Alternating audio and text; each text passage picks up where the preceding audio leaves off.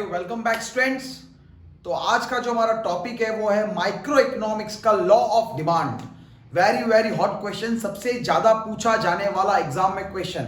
यहां से क्वेश्चन बनता ही बनता है, कुछ न कुछ बनता है लॉ ऑफ डिमांड से, उसके एक्सेप्शन से कुछ और कुछ तो क्वेश्चन हमेशा बनता ही है। ठीक है, तो लॉ ऑफ डिमांड क्या बोलता है? लॉ ऑफ डिमांड, लॉ मतलब कोई रूल है, कोई एक सिस्टम है जो बना रखा है। लॉ इट स्टेट्स दैट, ये बोलता है कि other thing remaining constant. First line क्या है बेटा? Other thing remaining constant. साहब बाकी सारी चीजें क्या होनी चाहिए? कांस्टेंट रहनी चाहिए। बाकी सारी चीजें कांस्टेंट रहनी चाहिए। ये कौन सी है बाकी सारी चीजें? उसको भी अभी हम डिस्कस करने वाले हैं। बाकी सारी चीजें तो रहे कांस्टेंट।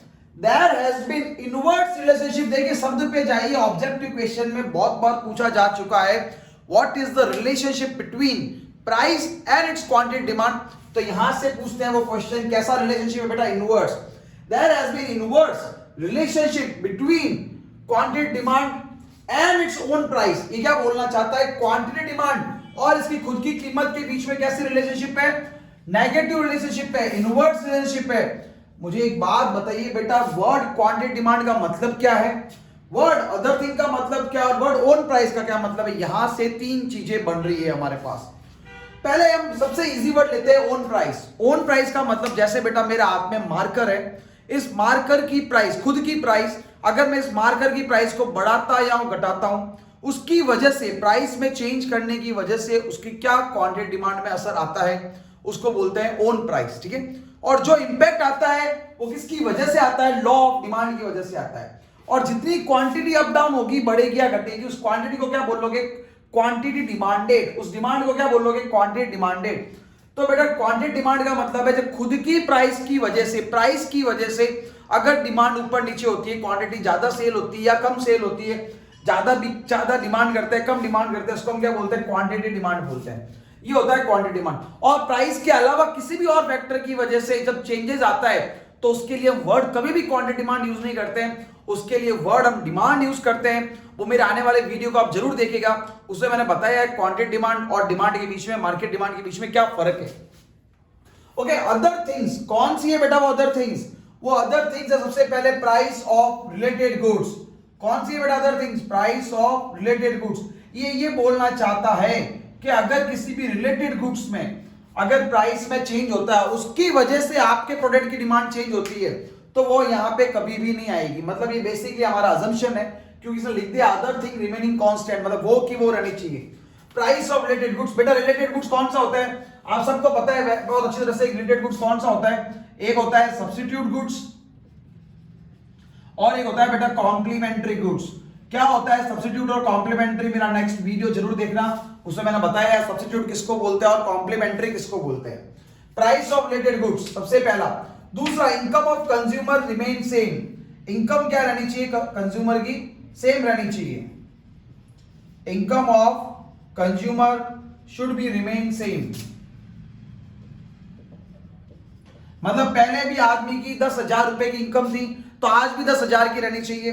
क्योंकि अगर आदमी की इनकम बढ़ेगी तो उसको क्या लग जाएगा? वो क्वालिटी का गुड्स अच्छा नहीं है, वो ऑटोमेटिकली दूसरी क्वालिटी में चला जाएगा।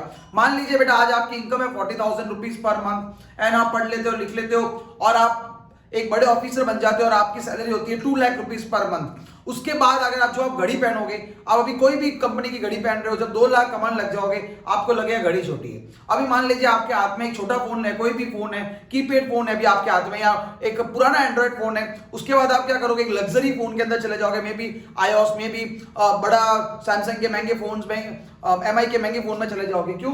क्योंकि आपको जब आपकी इनकम बढ़ जाती है तो आपको सेम गुड्स क्या लगने लग जाते हैं? इंफीरियर लगने लग जाते हैं, आप प्रीमियम गुड्स के अंदर चले जाते हो। Income of consumer remains same.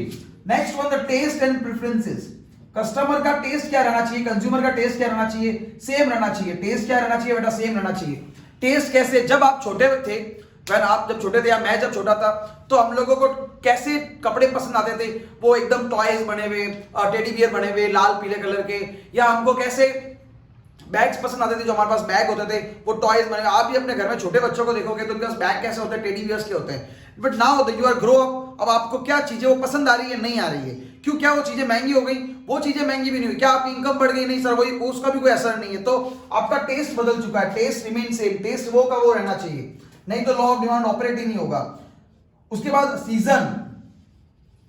Season है या क्लाइमेट है या नेचुरल फैक्टर है, वो सब क्या रहना चाहिए, सेम रहना चाहिए।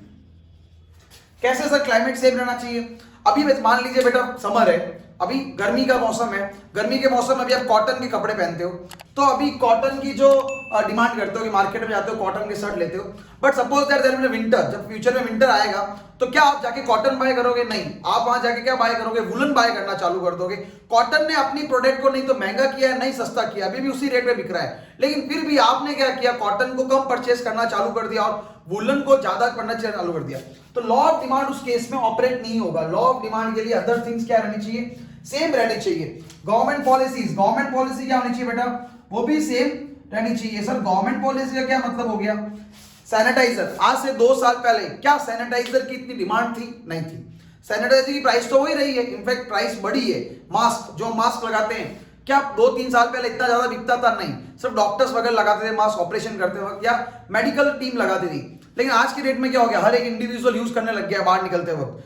तो ये क्या हो गया, गवर्नमेंट पॉलिसी, गवर्नमेंट ने बोल दिया everyone should wear the mask, सबको मास्क पहनना कंपलसरी है। तो उस केस में क्या हो गया, उसकी डिमांड बढ़ गई। क्या यहाँ पे प्राइस का असर था? प्राइस का असर नहीं था। तो जहां पे खुद की प्राइस का असर नहीं होता है वो लॉ ऑफ डिमांड नहीं होता है। ये एक तरह से हम लॉ ऑफ डिमांड के अजम्पशन पढ़ रहे हैं। ये क्या है बेटा, लॉ ऑफ डिमांड के अजम्पशंस है, मान्यता है लॉ ऑफ डिमांड की। मतलब ये तो चीजें कांस्टेंट रहेगी तो ही लॉ ऑफ डिमांड ऑपरेट होगा, अदरवाइज लॉ ऑफ डिमांड कभी भी ऑपरेट नहीं होना है। तो लॉ ऑफ डिमांड बहुत सिंपल है बेटा, जब किसी भी प्रोडक्ट की, कमोडिटी की खुद की प्राइस बढ़ती है तो उसकी डिमांड क्या होती है, कम हो जाती है, और जब उसकी प्राइस घटती है तो डिमांड क्या होता है बेटा, बढ़ने लग जाती है। This is the law of demand. यहां से क्वेश्चन एक तो असम्पशन में से पूछ सकते हैं आपसे, एक ये रिलेशनशिप कैसा है, इनवर्स, ये पूछ सकते हैं। इसका डायरेक्ट एक एग्जांपल लिया है मैंने, छोटा सा एक एग्जांपल। मैंने एक प्राइस और क्वांटिटी डिमांड ऐसे इमेजिनरी फिगर लिए। पहले बेटा किसी प्रोडक्ट की कीमत 10 रुपए थी, फिर बढ़ के 20 हो गई और फिर बढ़ के 30 हो गई, और उसकी वजह से उसकी क्वांटिटी डिमांड पहले 50 हुआ करती थी, उसके बाद घट के 40 हो गई, घट के 30 हो गई। तो आप देखोगे ये चीज तो बेटा क्या हो रही है, इंक्रीजिंग मोड में चल रही है। मतलब प्राइस को हम क्या कर रहे हैं, धीरे धीरे धीरे धीरे बढ़ा रहे हैं, जबकि इसकी क्वांटिटी डिमांड क्या हो रही है बेटा, रिड्यूस हो रही है। तो रिलेशन कैसा हो गया, नेगेटिव। इसको मैं आपको डायग्रामेटिकली प्रेजेंट करके दिखाता हूं। यहां पे क्या शो करते हो आप बेटा, प्राइस शो करते हो, और यहां पे क्या शो करते हो आप, क्वांटिटी डिमांड शो करते हो। यहां पे क्या शो करते हो, प्राइस, और यहां पे क्वांटिटी डिमांड। बेटा this is the o, origin, कभी जीरो नहीं है। इसके ऑर्डिनेट्स है ना जीरो होते हैं, लेकिन ये है क्या, ओ है ओरिजिन। इधर एक्स एक्सिस और इधर वाई एक्सिस। आपके स्टैट्स का एक क्वेश्चन है कि एक्स एक्सिस को क्या बोला जाता है और वाई एक्सिस को क्या बोला जाता है। एक्स एक्सिस का नाम होता है एब्सिका एंड वाई एक्सिस का नाम होता है ऑर्डिनेट्स। क्या बोला मैंने, एब्सिका, ABSICA, जबकि इसको वाई एक्सिस को क्या बोला जाता है, ऑर्डिनेट्स बोला जाता है। तो हमारे ऑर्डिनेट्स पे क्या शो करते हैं, प्राइस, और जबकि हमारे जो एब्सिका उसके ऊपर क्या शो कर रहे हैं, क्वांटिटी डिमांड शो कर रहे हैं। यहां पे देखिए बेटा प्राइस क्या है, 10, 20, 30, तो एकदम बराबर ग्राफ ही सेट हो रहा है, 10, 20 और 30। जबकि क्वांटिटी डिमांड क्या है बेटा, मेरी क्वांटिटी डिमांड को मैं चालू कर देता हूं, 10, 20, 30, 40 और 50। This is your quantity demand. देखिए बेटा, जब आपकी किसी प्रोडक्ट की प्राइस 10 रुपए है तो आपकी क्वांटिटी डिमांड कितनी है, 50। तो प्राइस जब 10 रुपए है तो ये कितनी है आपकी, 50 है। जब ये 20 रुपए है तब आपकी डिमांड कितनी है, 40। तो ये हो गया हमारी 40।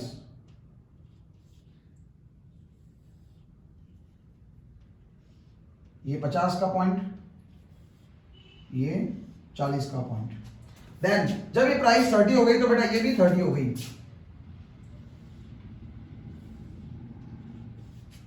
तो आप डिमांड को देखोगे, ये रहा आपका डिमांड। मतलब जब जब प्राइस को मैंने बढ़ाया तो कर्व कहां चला गया, इस साइड चला गया। तो मतलब एक चीज को बढ़ाने के लिए, मतलब मुझे प्राइस को अगर बेटा बढ़ाना है तो मुझे क्या करना पड़ेगा, क्वांटिटी को रिड्यूस करना पड़ेगा। आप देख सकते हो पहले मेरी क्वांटिटी यहां पे थी, वो क्वांटिटी घट के बेटा यहां पे हो गई, और अब क्वांटिटी घट के यहां पे हो गई। तो जो डिमांड कर्व है, जो यहाँ डिमांड कर्व क्या हो रहा है, मूव हो रहा है। किस साइड मूव हो रहा है बेटा, डिमांड कर्व अपवर्ड मूव हो रहा है। कैसे मूव हो रहा है, अपवर्ड। और जब भी डिमांड कर्व अपवर्ड मूव होगा उसको क्या बोलोगे, मूवमेंट ऑफ डिमांड कर्व। इसको क्या बोलते हैं बेटा, movement of demand curve. Movement शब्द क्यों इस्तेमाल किया मैंने, क्योंकि देखो कर्व वही है, उसके पॉइंट्स, ओरिजिनली पॉइंट ए ये था, अब बी ये हो गया और सी ये हो गया। This is movement of demand curve. तो लॉ ऑफ डिमांड के अंदर क्या होता है बेटा, मूवमेंट ऑफ डिमांड कर्व होता है। क्योंकि चेंज क्या होती है, क्वांटिटी डिमांड चेंज होती है। प्राइस को बढ़ाने के लिए डिमांड को घटाना पड़ता है, उसकी क्वांटिटी डिमांड को क्या करना पड़ता है, रिड्यूस करना पड़ता है। तो बेटा थैंक्स फॉर वॉचिंग, ये था हमारा लॉ ऑफ डिमांड। ढंग से पढ़ के जाना, एग्जाम में से इसके क्वेश्चन जरूर बनते हैं। हाँ, इसके अंदर एक और चीज है जो अभी मैं बताता हूं आपको, उसके लिए अलग वीडियो बनाने वाला था मैं, लेकिन इसी में बता देता हूं आपको मैं। चलो, इसके कुछ एक्सेप्शंस है लॉ ऑफ डिमांड। क्या सर लॉ ऑफ डिमांड सब जगह चलता है? नहीं, सब जगह नहीं चलता है, इसके कुछ एक्सेप्शंस है, उसकी लिस्ट मैं आपको बता देता हूं। एक्सेप्शंस क्या है हमारे लॉ ऑफ डिमांड के? तो बेटा लॉ ऑफ डिमांड के एक्सेप्शंस,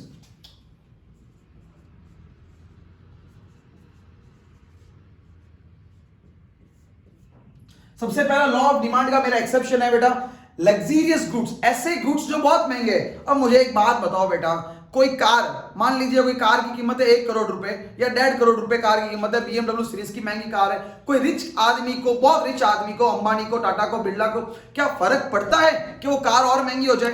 क्योंकि वो गुड्स अपने प्रेस्टीज के लिए खरीदते हैं। तो ऐसे गुड्स जो लग्जरियस नेचर के हैं या प्रेस्टिजियस नेचर के हैं, उनके ऊपर लॉ ऑफ डिमांड ऑपरेट नहीं होता है। ऑपरेट कैसे नहीं होता है? जो चीजें महंगी होती है, ये अमीर लोग अपने शौक पूरा करने के लिए, अपनी शान शौकत के लिए क्या करते हैं, इनको ज्यादा से ज्यादा खरीदना पसंद करते हैं। तो लॉ ऑफ डिमांड तो ये बोलता है कि किसी भी चीज की प्राइस बढ़ेगी तो उसकी क्वांटिटी डिमांड क्या होगी, रिड्यूस। लेकिन यहां पे तो क्या हो रहा है, रिवर्स।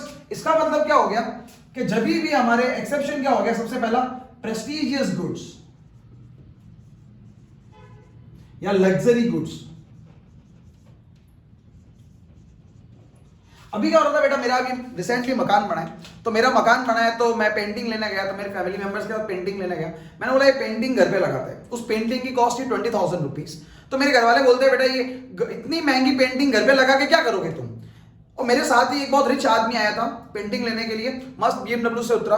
उसने बोला पेंटिंग कितने की है? उसने बोला 20,000 की। सर थोड़ी और कॉस्टली दिखाई ना। देखिए, दो ओपिनियन। जो रिच क्लास आदमी था उसकी ओपिनियन क्या थी कि वो प्रोडक्ट क्या उसके लिए सस्ता है, लेकिन जब मैं लेने गया तो मुझे क्या लगा, महंगा है। तो एक नॉर्मल आदमी के लिए तो प्रोडक्ट क्या प्रेस्टीज का ही नहीं। जबकि जो रिच आदमी है वो गुड्स इसलिए बाय कर रहा है महंगा, को दिखा सकता है घर के अंदर रखी हुई है कि साहब ये 3 लाख की है और ये मेरे फ्रेंड ने यूएसए से लेके आया था और उसके ऊपर इंपोर्ट ड्यूटी भी मैंने पे की है। तो this is what is exception of law of demand, prestigious goods और लग्जरियस गुड्स। सेकंड, ये तो अमीरों वाली बात हो गई। दूसरी आप और मेरे वाली बातें वो हो गई गरीबों वाली बातें। तो कुछ ऐसे गुड्स होते हैं जिनको बोला जाता है बेटा गिफ्ट इन गुड्स। क्या बोला जाता है? Gift in goods. Giffen goods का मतलब होता है बेटा ऐसे गुड्स जो बहुत ही लो क्वालिटी के होते हैं, बहुत ही लो क्वालिटी के होते हैं, very very low quality. Just example देखिए, एग्जांपल जैसे पैक फूड होता है जो अभी पता नहीं कब बना हुआ है, कब पैक किया हुआ है, उसको नहीं पता, पर वो भी खाना मिलता है। जब 30 रुपए की थाली, 40 रुपए की थाली मिलती है, तो वो क्या थोड़ा सा उसकी क्वालिटी क्या होती है बेटा, खराब होती है। या कोई भी ऐसा कपड़े जो कि रोड साइड के ऊपर मिलते हैं, this goods are what Giffen goods. Giffen का मतलब क्या, ऐसी चीजें जो आदमी क्या कर रहा है, अपनी मजबूरी में कंज्यूम कर रहा है। उसको पता है कि ये चीज खराब है, ये उसकी सेहत के लिए अच्छी नहीं है, लेकिन फिर भी वो क्या कर रहा है, उसको कंज्यूम कर रहा है। जो आपने देखा होंगे जो ये मतलब बहुत ही गरीब लोग होते हैं, मतलब जो क्या बोल सकते हैं जिनको बैगर्स होते हैं, बैगर्स में भी वो वाले जो बैगर जो अब जिनके पास इनकम नहीं होती, कुछ बैगर आज के टाइम में बोलोगे इंटरनेशनल भिखारी भी है, वो नहीं, एकदम ऐसे बैगर जिनके पास बिल्कुल इनकम नहीं हो पाती, पर उनको अपना पेट भरने के लिए कुछ तो खाना ही पड़ता है बेटा। तो वो जो कुछ खाते हैं वो क्या होता है, उनको पता होता है कि लो क्वालिटी का है, पर वो इसलिए खाते हैं कि वो अफोर्ड नहीं कर पा सर। इसकी वजह से गिफ्ट इन गुड्स क्या हो गया, इसका एक्सेप्शन। सर इसमें एक्सेप्शन की क्या बात है, इसके अंदर एक्सेप्शन की क्या बात है वो समझो। जब गिफ्ट इन गुड्स महंगा होता है, महंगे का मतलब क्या होता है बेटा, गिफ्ट इन गुड्स की प्राइस को जब बढ़ाते हैं, तो मुझे एक बात बताइए, आदमी के ऑलरेडी आदमी का एक बजट है, मान लीजिए मैं हूं, मेरा बजट है कि मुझे 100 रुपए खर्च करना है, what my budget 100 rupees has to spend. उस 100 रुपए के अंदर मुझे दिन भर का खाना खाना है, तो मेरी डाइट क्या है बेटा, मेरी डाइट चार्ट ये है 100 रुपए के अंदर। मैं क्या करता हूँ, सुबह जाता हूँ और वो वेंडर खड़ा था खाना बेचने वाला, उसके पास जाता हूँ और उसके पास खाना खा लेता हूँ। वो 60 रुपए की एक प्लेट देता है मुझे, ये मैं दिन को खाता हूँ। फिर रात को जाता हूँ एक 40 रुपीज की और उससे भी घटिया क्वालिटी की प्लेट मिलती है, वो खा लेता हूँ। मुझे पता है, मैं डॉक्टर को 3-4 बार दिखा दिया, उसने मुझे बोला आपके पेट में अल्सर है, क्योंकि ऐसा खाना खाओगे तो पेट में अल्सर ही होने वाला है। अब हुआ क्या, सब चीजें महंगी हो रही है, महंगी वाला बढ़ रहा है, मेनली तो तेल बढ़ रहा है। तो 60 रुपए वाली चीज कितने की हो गई बेटा, 65 रुपीज की हो गई। ये 60 का सुबह खाता हूँ, मैं सोचता हूँ मेरे लिए अच्छा है, मैं खा लेता हूँ, और शाम का मैं और भी खराब क्वालिटी का खाना खा लेता हूँ। अब मान लीजिए 60 वाला बेटा क्या हो गया, 65 रुपए। अब मेरा बजट क्या है, मेरा बजट क्या है बेटा, मेरा बजट है 100 रुपीज। 100 रुपीज मुझे फूड कंज्यूम करना है। अब मेरी डाइट तो ये रहेगी, इसमें भी आती है, इसमें आती है 4 रोटी और इसमें भी आती है 4 रोटी। अब मुझे दिन को 8 रोटी तो खानी पड़ेगी। अब 4 रोटी की कीमत कर दी 65 रुपए। पर मैं तो अगर मैं 65 की खा लूंगा तो शाम को खाना कैसे खाऊंगा, क्योंकि शाम को तो 40 रुपये और लगने हैं मेरे पास, और मेरा बजट तो 100 रुपये था, 105 रुपये हो गया। तो मुझे क्या करना पड़ेगा बेटा, मैं सुबह भी है ना ये वाला खाना खाऊंगा, सुबह भी क्या खाऊंगा, ये वाला खाना खाऊंगा। सुबह ये जब खाऊंगा मैं कीमत, तो कितना लगेंगे मॉर्निंग में मेरे 40, इवनिंग में कितना लगेंगे 40, because now I this can't afford, this goods को मैं अफोर्ड ही नहीं कर सकता। तो गिवन गुड्स में क्या हो गया, ये ऑलरेडी खराब क्वालिटी का खाना था, पर जब ये महंगा हुआ तो मुझे क्या करना पड़ेगा, गुड्स को उससे भी खराब क्वालिटी का खाना खाना पड़ गया। मतलब मुझे पता था ना 40 रुपए प्लेट का खाना खराब है, लेकिन जब ये महंगा हुआ, दोनों गुड्स क्या हो गए, महंगे हो गए, तो मुझे क्या करना पड़ गया, ये और खाने पड़ गए, और अच्छी क्वालिटी का खाना क्या मुझे छोड़ना पड़ जाएगा। तो गिवन गुड्स क्या होता है, गिवन गुड्स की जब भी बेटा प्राइस बढ़ती है, गिवन गुड्स की जब भी प्राइस बढ़ती है, उसकी क्वांटिटी डिमांड क्या होती है बेटा, इंक्रीज हो जाती है। तो लॉ ऑफ डिमांड तो क्या बोलता है, that is the inverse relationship. यहां तो कैसा हो गया, पॉजिटिव रिलेशनशिप, इसकी वजह से क्या हो गया, एक्सेप्शन हो गया। ठीक है, तीसरा, थर्ड पॉइंट इज व्हाट, पहला है बेटा प्रेस्टीजियस, दूसरा गिवन, तीसरा गुड्स ऐसा है कि जैसे हम बाजार में गए, हमने बोला बाजार के अंदर जाके एक शर्ट दिखाइए भैया, उसने मुझे एक शर्ट दिखाया, उस शर्ट की कीमत थी 500 रुपये, कितनी, 500 रुपीज। देन आफ्टर मैंने बोला यार ये 500 रुपये का शर्ट है, मैं पिछली बार 700 को लेकर गया था और वो भी हो गया था, खराब हो गया था मेरा, तो 500 का तब क्या चलेगा। एक साइकोलॉजी, तीसरा पॉइंट क्या बेटा, साइकोलॉजी या ह्यूमन थिंकिंग, इग्नोरेंस जिसको सही वर्ड है। इसका मतलब कि आदमी क्या सोचता है यार, 500 का क्वालिटी का कुछ कैसा चलेगा, मतलब जब 700 का भी खराब हो गया तो 500 का भी खराब होगा। उसके दिमाग में एक सेट हो जाता है कि मैं और महंगी चीज अगर बाय करूंगा तो अच्छी होगी, मतलब जितनी चीज महंगी होगी वो क्या होगी बेटा, अच्छी होगी। तो इग्नोरेंस, तीसरा पॉइंट क्या है बेटा, इग्नोरेंस। इग्नोरेंस का मतलब क्या हो गया कि जब कोई चीज महंगी होती है तो उसके साथ साथ आदमी की साइकोलॉजी या उसकी मेंटल हेल्थ क्या बोलता है कि ये चीज अच्छी होगी इसलिए महंगी है, और वो क्या करता है, उस प्रोडक्ट को बाय कर लेता है। तो these are the exception of law of demand. This is a complete package of law of demand. All things, law, its diagram, its exception, its assumptions, all things. तो आपको कोई भी डाउट है उसको आप कमेंट बॉक्स में जरूर बताइएगा मुझे। एंड बाकी thanks for watching, please like share and subscribe.